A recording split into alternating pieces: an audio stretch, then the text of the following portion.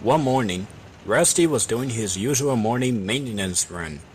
He and the workman had just reached Glenlock, and all was going well while the workman checked the switches. Rusty spotted something he had never seen before.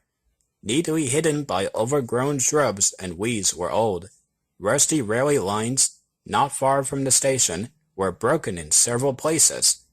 The rails were curved away, leaving Rusty wondering what lay beyond them. "Mr. Hugh, where do those old lines go?" Mr. Hugh scratched his head, trying to remember. "You know, I'm not entirely sure," he said. "I'm sure I've heard something about it, but I can't think of where." Rusty decided to speak to Skarloey and Rheneas about it that night. "That's the old Bluebell branch line," said Skarloey. "It was opened a few years after the railway was opened." "Oh yes, I remember that. Skarloey and I would take turns running it each week," explained Rheneas. "It really was a lovely line, named after the bluebells that grow in the valley. Popular with the passengers too, if I remember correctly." "But why did it close down?" "Well, once the railway started to hit hard times, it just became too expensive to operate. Rheneas and I couldn't handle the traffic on both lines, and there was no money to bring in help. Yes, management thought it was best to keep us engines that we are running in good working order, so it was closed down.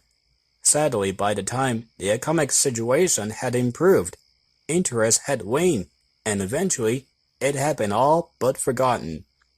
This gave Rusty an idea. "I bet with a little bit of elbow grease, we can get it back up and running. I'm sure the passengers would love to see it." "I don't know, Rusty," said Skarloey. "You'd have to get Mr. Percival's approval, and I don't know if he'd go for it." Rusty was undeterred and went to see Mr. Percival first thing in the morning. "Well, it did bring in lots of tours," Mr. Percival said. "Very well, Rusty. I'll let you work to repair the line, but the most thing I can give you is 2 weeks. That's the longest we can afford to divert resources.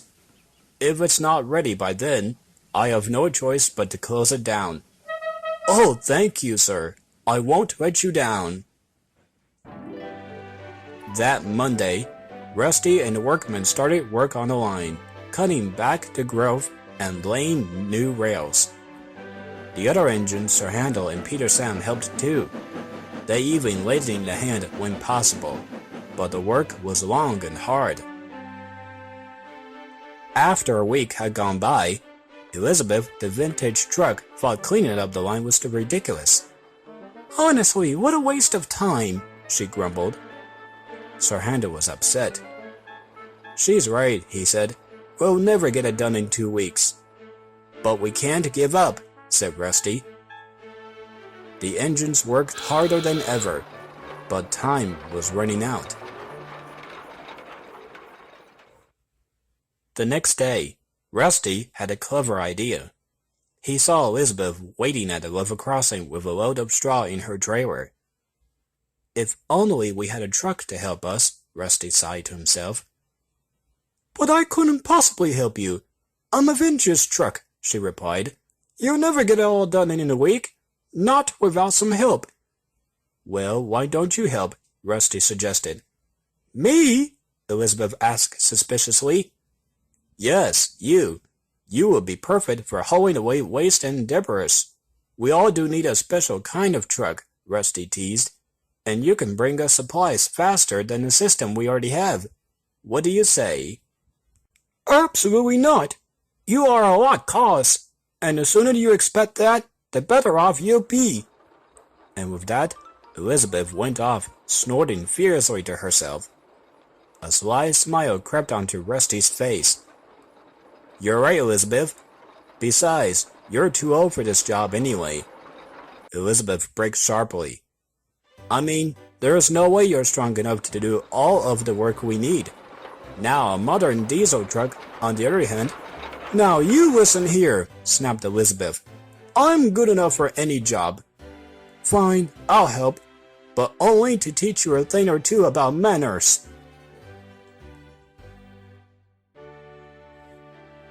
For all of her complaining, Elizabeth was a hard worker, carrying away debris almost faster than the workmen could clear. She was useful for other things as well, such as clearing away dead and fallen trees from the railside. With her help, they finished right on time. The next month, Mr. Percival held a grand opening for the line. I want to give a big thank you to all of the workmen, without whom none of this would be possible, and a special thanks to Rusty, who came up with this brilliant idea in the first place. I now pronounce the new and improved Bluebell branch line open. Everyone cheered as the ribbon was cut. The engines cheered with whistles, and they all agreed there was no place quite like it on Sodor. Thank you, Elizabeth, said Rusty gratefully. We couldn't have done it without you. Elizabeth beamed proudly at the praise. Oh, it was nothing really,